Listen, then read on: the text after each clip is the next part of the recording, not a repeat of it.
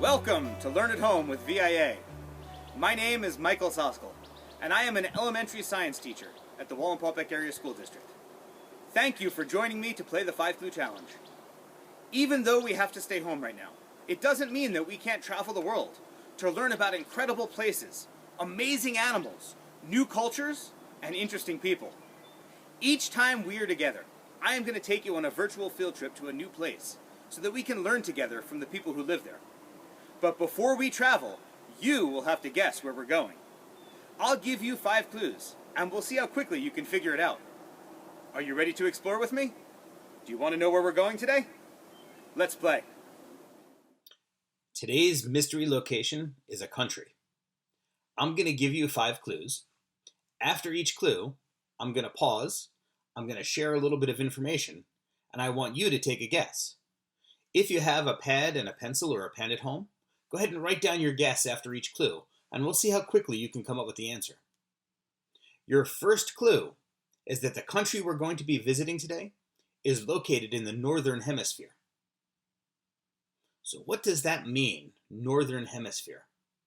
Well, if we think of the Earth being like this soccer ball, the globe is a sphere. Hemisphere means half of that sphere. So, the North Pole is on the top of the Earth. And everywhere on the top half of the Earth is considered the Northern Hemisphere. So the imaginary line that runs right around the middle is called the equator. Everything north of the equator is in that Northern Hemisphere.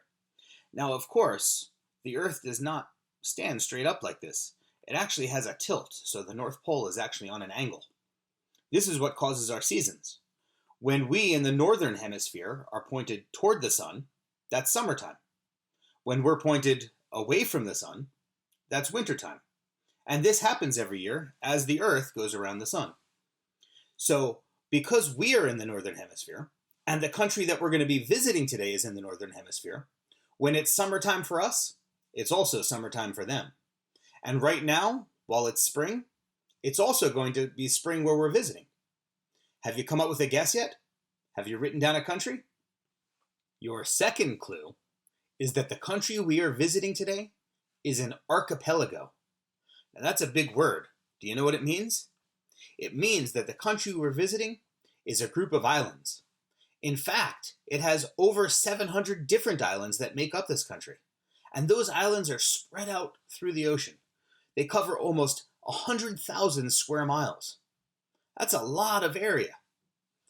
But the land is not nearly as big because the islands are small compared to the ocean area that they take up. Now, I wonder what it would be like to live in a country that was mostly islands. You wouldn't be able to take the train from one place to another the way you could in some places in the United States, or even to drive from one city to another. I wonder what kinds of food they eat, or if they eat a lot of fish there. Maybe those are some questions that we can ask our special guest that we're going to be talking with later. Have you come up with an answer yet? Have you thought of countries that are made up of islands? Maybe you've got it. Your third clue is that this country boasts that they have some of the clearest water in the entire world. That means if you're at the beach and you're in the ocean up to your neck and you look down, you can see straight through to your toes. In fact, the water around the islands in this country is so clear that people from all over the world travel there to go snorkeling and scuba diving. Because when you're in the water, you can see all of the different fish that live there. And because this country is in the tropics, there are coral reefs. And you can imagine the amazing sea creatures that live around coral reefs. There are mollusks like squid and octopus that live there. There are echinoderms like starfish and sand dollars that live in the ocean near there. And lots of different vertebrates like fish.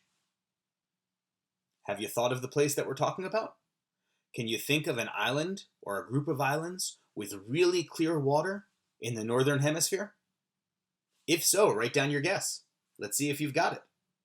Your fourth clue is all about history.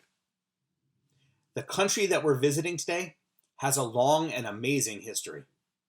Originally, just like other places in the Caribbean, it was inhabited by the Taino people before Europeans arrived. In the 1600s, pirates like Blackbeard and Calico Jack looted cargo ships as they traveled around trading goods around these islands. It makes me think of the movies Pirates in the Caribbean. But this country only got its independence from Great Britain in 1973. That's a really big clue. Have you figured it out yet? Write down your guess.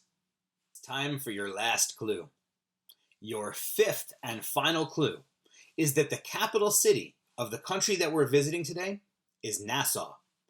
And a lot of people like to go to this country on vacation.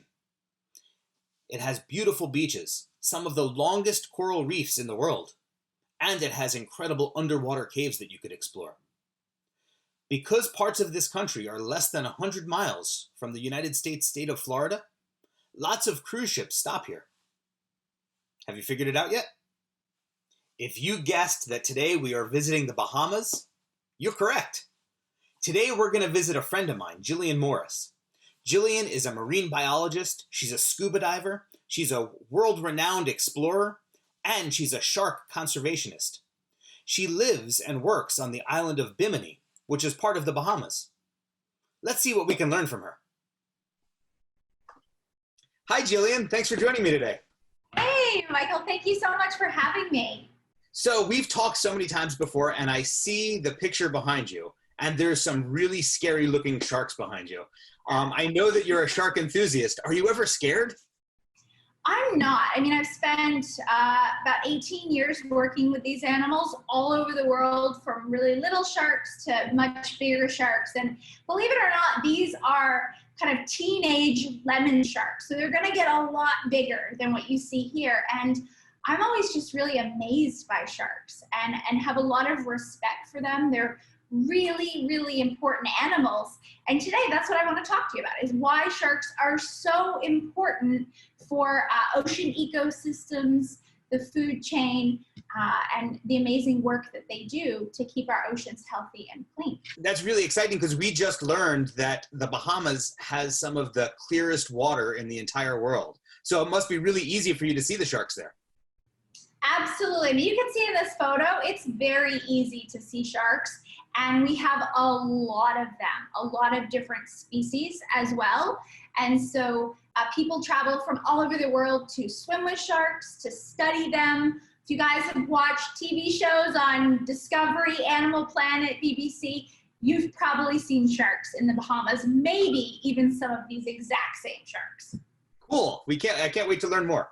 So I'm just going to share my screen, show you guys a few photos and videos. There are over 500 different species of shark, and you might have a few that pop to mind, or kind of a shape they look like. These are all sharks, and they're all very, very different.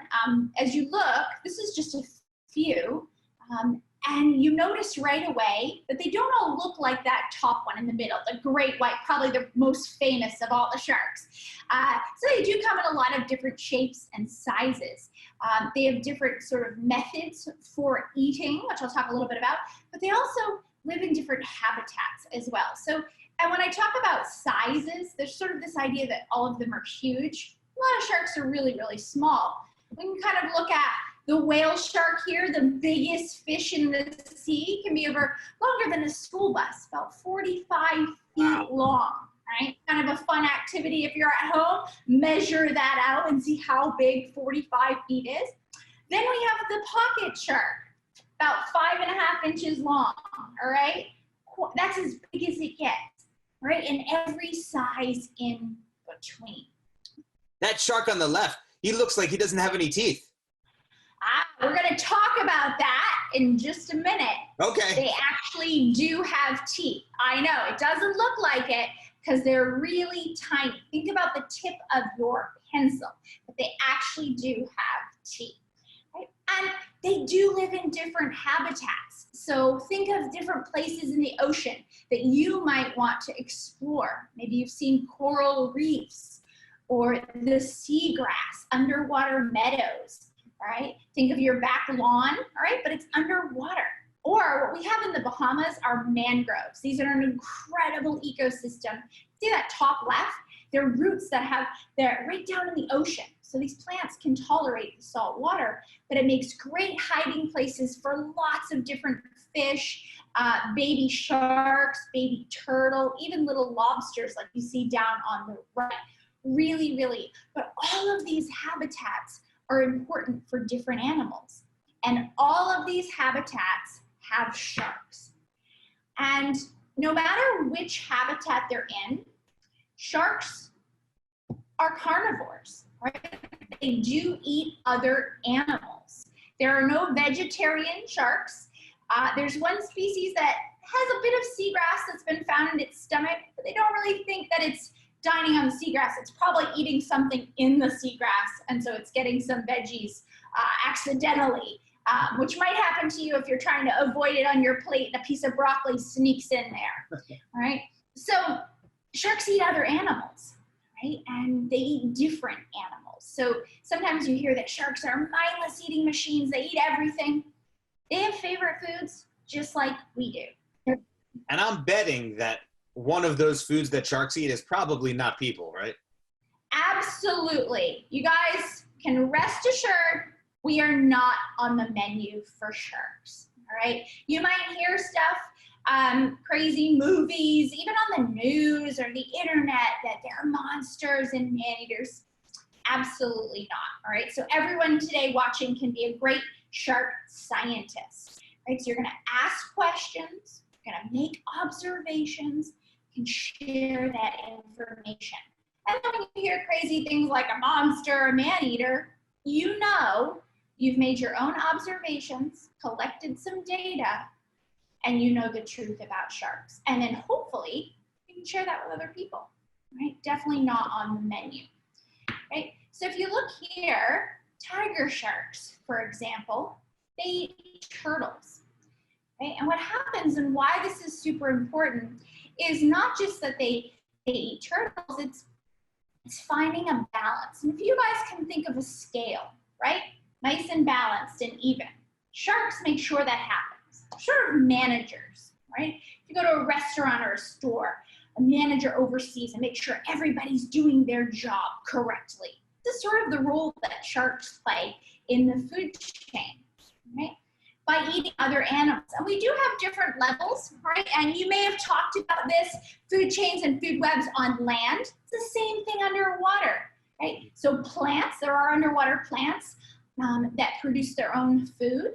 And then you have little things like, even like those turtles, or if you can kind of see that bottom left image, the consumer's a dugong, which is kind of like a manatee that will graze on the grass, an underwater sea cow, kind of what people refer to them. Right? Fish will eat different bits of algae or other fish. You also have some scavengers in there that sort of eat a bit of everything, or things that are dying or dead. Sharks can play that role as well, right? So they're super, super important. When I taught my 4th and 5th graders in my classroom, we would talk about producers, and that most producers use energy from the sun to use photosynthesis to make their own food. But that there are some plants or some organisms in the ocean that actually use chemicals deep down in the sea where there's no light. Do sharks, so I bet that sharks probably eat some of the things that eat those organisms also, right? Absolutely. We have deep sea sharks found thousands of feet below the surface. Different challenges, because think about life down there. You said there's no sunlight down there. So we'll see sharks with different eye structures. Their body is different. The way they move and what they feed on is different as well, and how they get their food.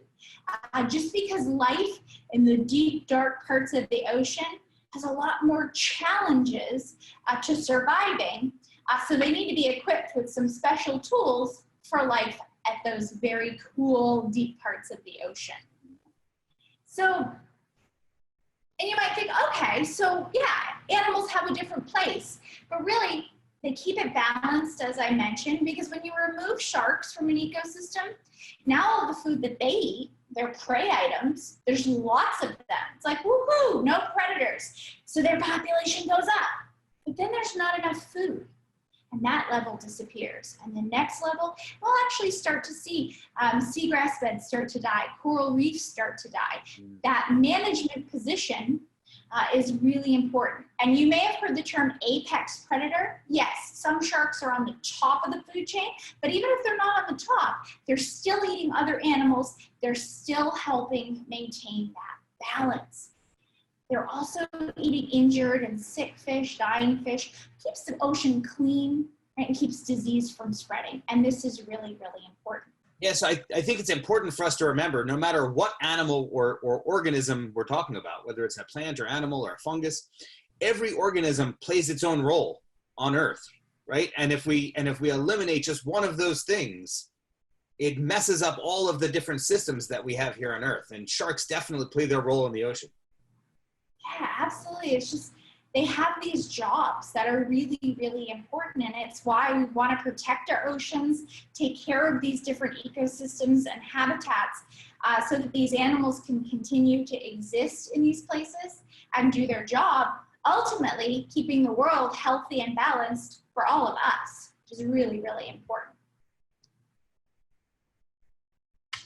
And part of that is this word, biodiversity. And if you look at these photos, you see a lot of different fish. Right? You see some sharks, corals, some kind of sea kelps, different types of reef and ecosystem. But biodiversity means lots of different species, lots of different types of animals. And that management position, that job that sharks have, they're helping to maintain this. And like Michael mentioned, all of those animals have a special job. They have a place in that system. They play a role. And if we're missing a job, somebody else needs to fill it in, and that might not happen. There might not be somebody to fill that role in. And then you start seeing the systems become unbalanced. So a really important word that sharks help maintain. Just a little bit about feeding. So here's our friend, the whale shark again, and a basking shark at the top right, and then a tiger shark down in the bottom right. And tiger sharks have, you can see the teeth there, but the other two, you're probably going, wait, are there teeth?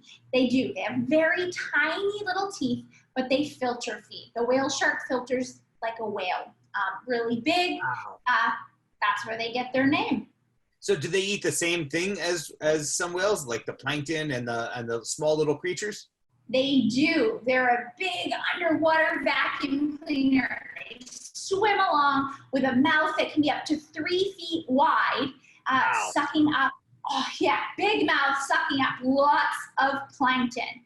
So if you think about it, the biggest fish in the sea has prey items that are the smallest, which I think is pretty cool. Shows you how awesome these animals are. Jillian, the shark Go ahead, that's sorry. in the, if you go back to shark that's in the top right, what kind of shark was that? So that's a basking shark, and they're slightly smaller than the whale shark, but again, you see that mouth open and you can actually see those gills down inside, another filter feeder swimming along. So when I look at that picture, it almost looks like you can see his skeleton, but that's his gills in there? That's the mouth inside and the openings to the gills, yeah, as it's coming through, because the water is still filtering through for the shark to breathe.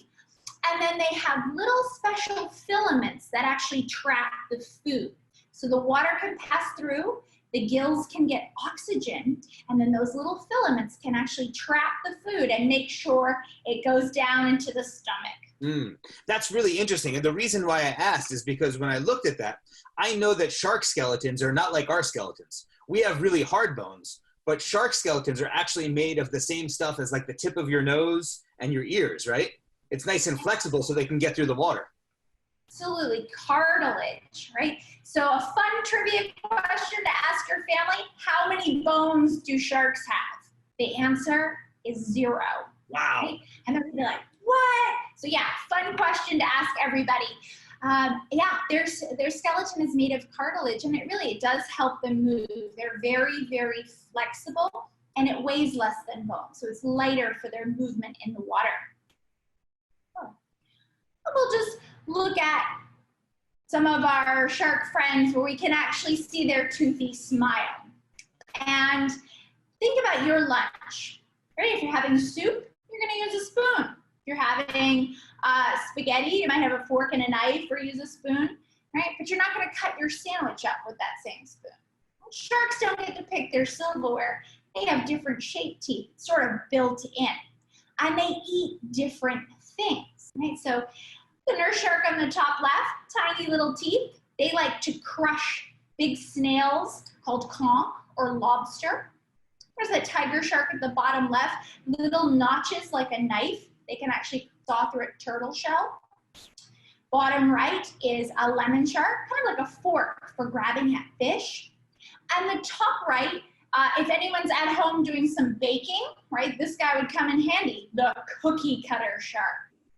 Swims up, would be very helpful. Swims up, it's a pretty small shark, about 2 feet long. Swims up to another animal, takes a little chunk out. Looks like somebody took a cookie cutter to the side. So cool. Different food, different shaped teeth. We kind of get the idea, that top middle tooth you see there, that's a great white tooth. And that's what a lot of people think a shark tooth looks like. Maybe you have a fossil tooth or something, but if you look, these are all teeth from different sharks. And it kind of helps us solve what they might be eating. If we look at the different shapes and edging to them, helps us figure out a lot of what their diet might look like. Because remember, they have favorite foods just like we do. And just a quick, how do they find their food? All right, we know they're important. We know they eat a lot of different things. Sharks have some pretty amazing sensory systems, right? So they have the same 5 senses we do. They have some extra ones that help them. And I think the coolest one are these little black dots. Look like freckles. They're not. They're filled with a gel, like hair gel or jello, and they can feel the pulse from the heartbeat of an animal. This is sort of like a built-in metal detector, right? The shark is swimming along the bottom, but they're not looking for buried treasure or lost jewelry. They're looking for lunch. I wonder what it would be like to have extra senses. Wouldn't that be so cool? That would be amazing. And I mean, these guys have been around for over 400 million years. So these senses are how they survive. They're super powered and help them for challenging life in the ocean. And say you're a stingray, right? You're hiding in the sand. Pretty sure the shark can't see you or smell you. You're right. Shark doesn't see you, doesn't smell you, doesn't hear you. But when it gets close, it can feel your heartbeat. That metal detector dings, and they have their lunch. Well, that is so cool, Jillian. Unfortunately, I think we're out of time, but thank you so much for taking us on a tour of the Bahamas and teaching us all about sharks today. That was so cool. Yeah, well, thank you guys for diving in with me and learning a little bit about why these awesome animals are so important for oceans around the world. Well, I hope that you enjoyed today's trip as much as I did. Traveling is one of my favorite ways to learn. Already, I can't wait for our next adventure. Thank you for joining me at Learn at Home with VIA and for sharing this experience with me. Keep exploring. I'll see you again soon.